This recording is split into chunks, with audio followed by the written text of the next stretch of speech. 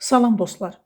MIQ və sertifikasiya imtahanlarında cümlədə fən boyu bağlayıcısını görən kimi dərhal compound sintezi işarələməyin. Gəlin iki cümləyə baxaq. Nümunələr. My friend searched and found the answer. My friend searched and he found the answer.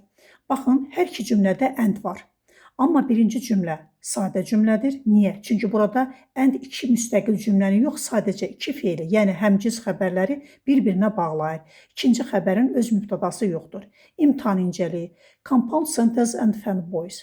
İkinci cümlədə and-dən sonra he mübtədası gəlir. My friend searched and he found.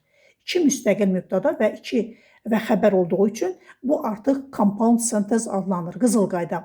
Fanboys özündən sonra yeni mübtəda gətirərsə, mürəkkəb cümlə yaradır və özündən əvvəl virgül tələb edir. Diqqətli olun.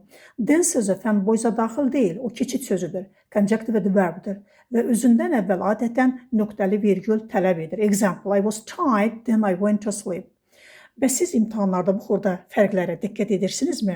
MIQ və sertifikasiya üzrə advansed dərəcədə qrammatika dərslərimizə və hazırlıq qruplarımıza qoşulmaq üçün şərhlər bölməsində plus yazın və yaxud da direktə müraciət edin.